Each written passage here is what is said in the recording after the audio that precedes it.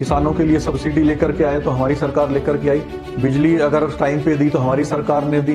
तेल तक अगर पानी पहुंचाने का काम किया तो माननीय मुख्यमंत्री मनोहर लाल जी की सरकार ने किया। तो गुरुग्राम बनाने का काम किया है। जब लोग अलग अलग विभिन्न क्षेत्र से, अलग अलग स्टेट से अलग अलग लोग रहते हैं, वो अपने यहाँ त्योहार भी मनाते हैं, अपनी संस्कृति को भी यहाँ लेकर के आते हैं। तो गुड़गांव जो खूबसूरत बना है, जो गुड़गांव की जो खूबसूरती है वो इसी वजह से है कि यहाँ हर प्रांत का व्यक्ति रहता है। फ्लाईओवर देखे हैं, चाहे वो केंद्र सरकार की योजना हो, चाहे वो माननीय मनोहर लाल जी मुख्यमंत्री जी की योजना हो। उस योजना के तहत बादशाहपुर के अंदर हमने बादशाहपुर को और गुड़गांव पूरे जिले को जाम से मुक्त कराने का हमने काम किया है। भारतीय जनता पार्टी विचारों की पार्टी है, सिद्धांतों की पार्टी है। भारतीय जनता पार्टी देश के लिए काम करती है।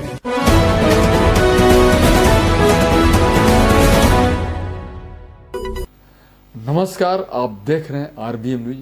आइए आज आपकी मुलाकात करवाता हूं बीजेपी के वरिष्ठ नेता एवं बादशाहपुर विधानसभा क्षेत्र गुरुग्राम के वरिष्ठ नेता कमल यादव जी से, जो बताएंगे अपने विधानसभा क्षेत्र के बारे में और सरकार द्वारा कराए गए विकास कार्यों के बारे में। कमल यादव, प्रदेश कार्य समिति सदस्य भाजपा हरियाणा, प्रभारी चरखी दादरी। बचपन से ही एक तरह से कहें तो समाज सेवा तो बचपन से ही कर रहे थे। और रही बात राजनीति की, तो पढ़ाई करने के बाद में मैंने दिल्ली यूनिवर्सिटी से बीकॉम किया है और उसके बाद में तुरंत राजनीति के अंदर प्रवेश किया और लगभग अब 15 वर्ष की राजनीतिक आयु मेरी हो चुकी है। और समाज के अंदर विभिन्न क्षेत्रों में कार्य करते करते आज भारतीय जनता पार्टी के प्रदेश की टीम में मैं काम कर रहा हूं। और गुरुग्राम मेरा कर्म क्षेत्र, मेरी कर्म भूमि हमेशा से रही है और उसी के अंदर मैं लगा भी हुआ हूं। भाजपा को आपने क्यों चुना? भारतीय जनता पार्टी विचारों की पार्टी है, सिद्धांतों की पार्टी है। भारतीय जनता पार्टी देश के लिए काम करती है। भारतीय जनता पार्टी के लिए सबसे पहले देश है, नेशन फर्स्ट है। इसीलिए भारतीय जनता पार्टी को चुना। बादशाहपुर मेरी कर्मभूमि रही है और बादशाहपुर के अंदर मैंने समाज सेवा के तौर पे भी बहुत काम किया है। लोगों के सुख दुख में मैं खड़ा रहा हूं और भारतीय जनता पार्टी का कार्यकर्ता होने के नाते, भारतीय जनता पार्टी का एक सच्चा सिपाही होने के नाते बादशाहपुर के अंदर जितनी भी कोई परिस्थिति रही हो, चाहे हम विपक्ष में रहे हो तो भी हम लोगों की आवाज उठाते रहे हैं और आज सरकार के अंदर हैं तो भी हम लोगों के काम कराने में तत्पर हमेशा खड़े रहते हैं। तो बादशाहपुर विधानसभा एक तो क्षेत्र कितना बड़ा है और मेन एरिया क्या आता है? देखिए, बादशाहपुर की अगर मैं बात करूं, बादशाहपुर हरियाणा का सबसे बड़ा विधानसभा क्षेत्र है। ज्योग्राफिकली भी बड़ा है और वोट वाइज भी सबसे बड़ा है। और बादशाहपुर जो क्षेत्र है वो एक इस प्रकार का क्षेत्र है कि जिसमें आपको एक बिल्कुल एलीट क्लास भी मिलेगी और एक गांव से, देहात से जुड़ा हुआ व्यक्ति भी इसमें मिलेगा। तो जो अगर हम कहें कि बादशाहपुर जो क्षेत्र है उसके अंदर पूरे विश्व का आदमी आपको यहां पर मिलेगा, गुड़गांव के अंदर मिलेगा, बादशाहपुर क्षेत्र के अंदर मिलेगा रहता हुआ। और एक जो गरीब खेत के अंदर, खलियान के अंदर जो काम करता हुआ मजदूर है वो भी बादशाहपुर के अंदर रहता है। समस्याओं की अगर हम बात करें तो कुछ काम ऐसे हैं जो अभी रह गए हैं और हमारी अभी सरकार है, हम उन पे लगे हुए हैं। काम की अगर हम बात करें, डेवलपमेंट की बात करें, तो जितने भी आपने फ्लाईओवर्स देखे हैं, चाहे वो केंद्र सरकार की योजना हो, चाहे वो माननीय मनोहर लाल जी मुख्यमंत्री जी की योजना हो, उस योजना के तहत बादशाहपुर के अंदर हमने बादशाहपुर को और गुड़गांव पूरे जिले को जाम से मुक्त कराने का हमने काम किया है। बात रही जो बरसाती पानी की थी, उससे निजात दिलाने का काम हमने किया है। और भी जो सीवर की समस्या है, पानी की समस्या है, जो भी समस्याएं पिछले टाइम में रही उनको खत्म करने का काम भारतीय जनता पार्टी की सरकार ने, माननीय मनोहर लाल जी मुख्यमंत्री जी की सरकार ने हम सबके बीच में किया है। और मैं निश्चित रूप से कह सकता हूं कि आने वाले समय में और जो भी काम है उनमें और गति लाते हुए हम इस काम को पूरा करने का काम करेंगे।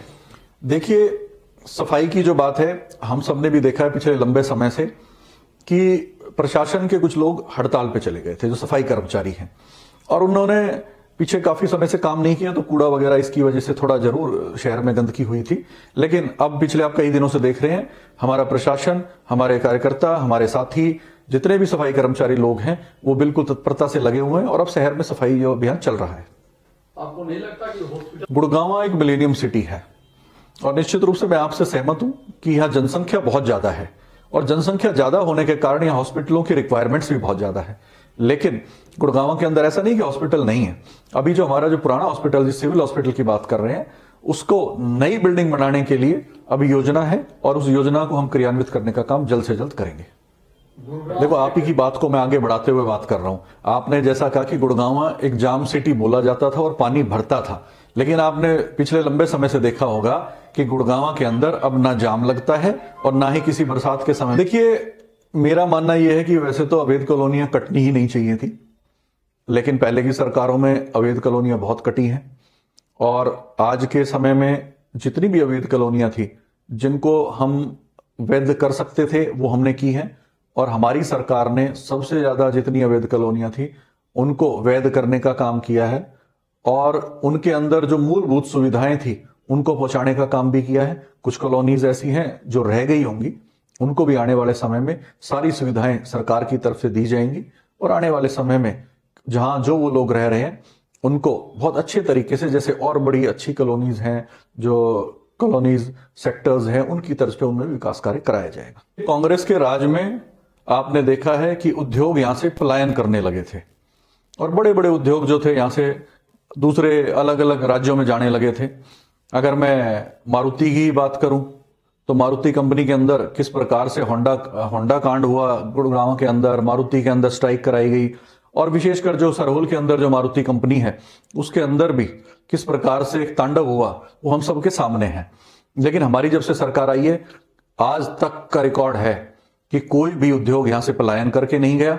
और रही बात जो हमारे श्रमिक भाई हैं, गुड़गांव की एक अपने आप में खूबसूरती है जो हर स्टेट से, हर प्रांत से यहाँ लोग आकर के रह रहे हैं और इन सब ने मिलकर के ही गुरुगांव को गुरुग्राम बनाने का काम किया है। जब लोग अलग अलग विभिन्न क्षेत्र से, अलग अलग स्टेट से अलग अलग लोग रहते हैं, वो अपने यहाँ त्योहार भी मनाते हैं, अपनी संस्कृति को भी यहाँ लेकर के आते हैं, तो गुड़गांव जो खूबसूरत बना है, जो गुड़गांव की जो खूबसूरती है वो इसी वजह से है कि यहाँ हर प्रांत का व्यक्ति रहता है और हर प्रांत का व्यक्ति गुड़गांव शहर को अपना मानता है। इधर पे तो मकान भारतीय जनता पार्टी की सरकार ने दिए ही हैं। दीनदयाल जो योजना है हमारी वो इसीलिए लाई गई थी, जो अंतिम पंक्ति में जो व्यक्ति बैठा है उसको भी सस्ते घर मिल सके, मकान मिल सके, इसीलिए दीनदयाल योजना हम लेकर के आए और आप सबने देखा है कि लाखों मकान हमारी सरकार ने दिए भी हैं। जब से माननीय मुख्यमंत्री मनोहर लाल जी ने अपना पदभार संभाला है, मुख्यमंत्री बने हैं, क्राइम के अंदर काफी गिरावट आई है। आपने देखा होगा किस प्रकार से पहले की सरकारों में आए दिन लूटपाट होती रहती थी। हमने तो कांग्रेस के राज में वो दिन भी देखे हैं जब लोगों को 2-2 रुपए के लिए, 10-10 रुपए के लिए लोगों के मर्डर कर दिए जाते थे। आप सबने देखा है, बहुत ही चर्चित कांड रहा है जो इफ्को चौक के ऊपर एक व्यक्ति को कांग्रेस के राज में एक टैक्सी वाले ने उठाया और उसका मर्डर किया। उसके बाद में आपको पता चला उसने उसकी जेब की तलाशी ली तो उसके पास 10 रुपए मिले मात्र। तो जिस प्रकार से पहले के राज्य में यूपी के अंदर कांड हुआ करते थे पिछली सरकारों में, उसी प्रकार से कांग्रेस के राज में हरियाणा में भी इसी प्रकार से लॉ एंड ऑर्डर था। लेकिन जब से माननीय मनोहर लाल जी मुख्यमंत्री बने हैं हम सब ने देखा है कि क्राइम के अंदर बहुत ज्यादा गिरावट आई है और हमारी जो हरियाणा की पुलिस है उसको मैं सलाम करता हूं, उनको बार बार साधुवाद देता हूं कि उन्होंने क्राइम के ऊपर एक अंकुश लगाने का काम इस प्रदेश के अंदर किया है। देखिए, हमारी ऐसी सरकार है जो जीरो टॉलरेंस पे काम कर रही है। माननीय मनोहर लाल जी की सरकार जिस दिन से माननीय मनोहर लाल जी मुख्यमंत्री बने हैं जीरो टॉलरेंस के ऊपर काम कर रहे हैं। बिना खर्ची और पर्ची के नौकरियां देने का अगर किसी ने काम किया इस प्रदेश के अंदर तो मुख्यमंत्री मनोहर लाल जी की सरकार ने काम किया।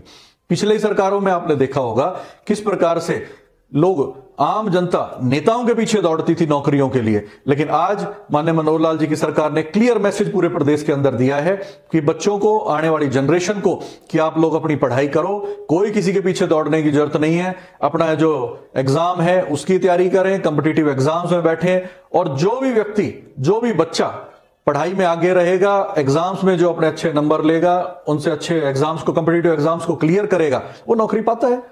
इसी प्रकार से जो आप भ्रष्टाचार की बात कर रहे हैं, जीरो टॉलरेंस पे ऊपर सरकार काम कर रही है। आज कोई भी अधिकारी 1 रुपए भी रिश्वत नहीं ले सकता, ये मैं आपके आगे दावा करता हूं। नहीं, अफसर सारी की बात है कि अफसर किसी के सुनते नहीं, तो समझ में क्या कहना? अफसर निश्चित रूप से सुनते हैं और ऐसा नहीं है, उन लोगों को पता है कि जनता के लिए है अफसर, और अफसर काम करने में बिल्कुल सरकार के साथ में है और कंधे से कंधा मिलाकर के काम भी कर रहे हैं। ऐसा मुझे तो नहीं महसूस हुआ कभी। खेलों को बढ़ावा देने के लिए आपने क्या किया है, जो कि हरियाणा खेल का बताया जाता प्रदेश? खेलों को बढ़ावा देने के लिए तो मुख्यमंत्री मनोहर लाल जी की सरकार ने सबसे ज्यादा, अगर किसी ने किया तो मनोहर लाल जी की सरकार ने किया।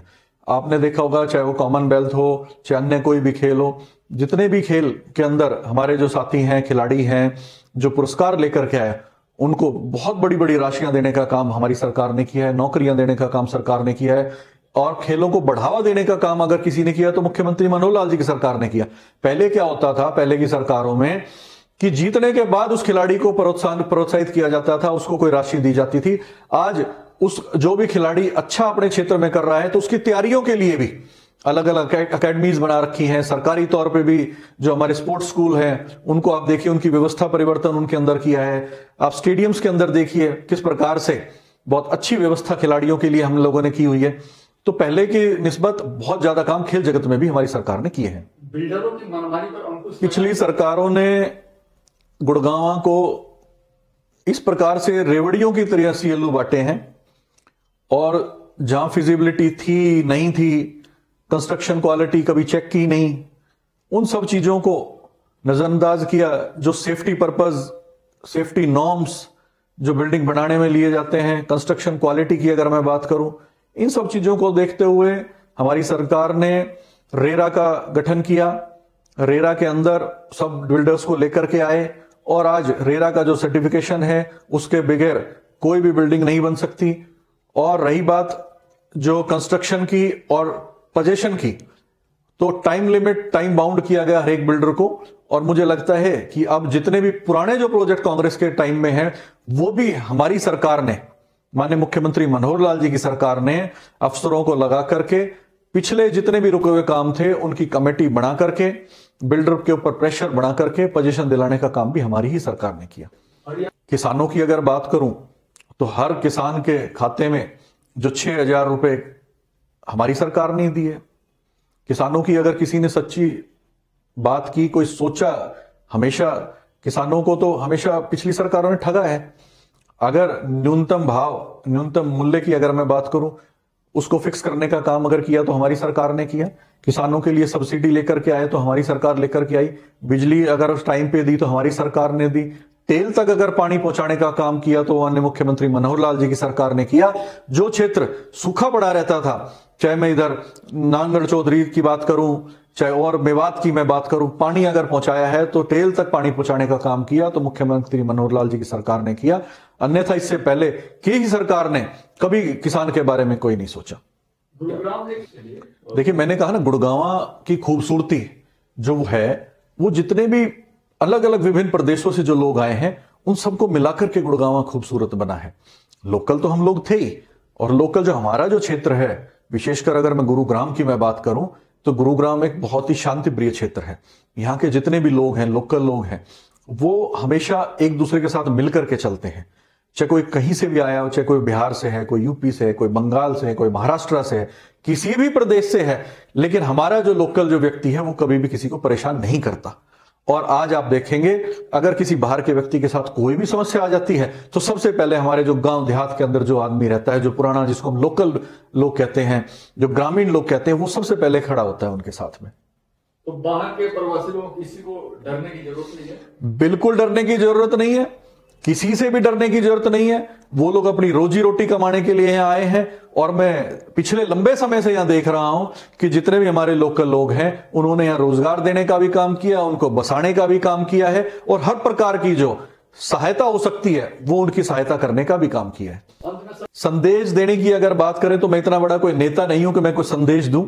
और गुरुग्राम की जनता मेरे लिए एक, अगर ये कहें, मैं तो अपनी आयु के हिसाब से अगर मैं बात करूं तो मैं तो अभी सीख ही रहा हूं लोगों से, और रोज नई, नित्य दिन, प्रतिदिन कोई ना कोई नई बात मेरे को सीखने को मिलती है। पब्लिक के बीच में मैं जाता हूं तो सिर्फ मैं यही कहूंगा, हम सब लोग मिल करके रहें, सौहार्द के साथ में रहें, सुख शांति के साथ में रहें, अमन चैन के साथ में रहें, अपने बच्चों की अच्छी परवरिश करें, उनको अच्छे संस्कार दें, और विकास की गति जो भारतीय जनता पार्टी इस प्रदेश के अंदर मुख्यमंत्री मनोहर लाल जी के सरकार के अंदर उनके नेतृत्व में लेकर के आए हैं, उस गति को और बढ़ाएं, भारतीय जनता पार्टी के साथ में लगे रहें। और आने वाले समय में आप देखेंगे किस प्रकार से माननीय नरेंद्र मोदी जी ने पूरे देश के अंदर काम किया, इसी प्रकार से माननीय मुख्यमंत्री मनोहर लाल जी पूरे प्रदेश के अंदर हर हरियाणवी की, हरियाणा एक, हरियाणवी एक का जो नारा उन्होंने दिया है, उस नारे को आगे बढ़ाते हुए काम कर रहे हैं। मैं मुख्यमंत्री जी को भी बार बार साधुवाद देता हूं, उनका धन्यवाद करता हूं कि उन्होंने प्रदेश को किस प्रकार से बहुत अच्छे ढंग से जो पूरे हरियाणा को जो संभाला है, इसका लिए मैं बार बार उनका अभिनंदन करता हूं, धन्यवाद करता हूं, बहुत बहुत आभार व्यक्त करता हूं।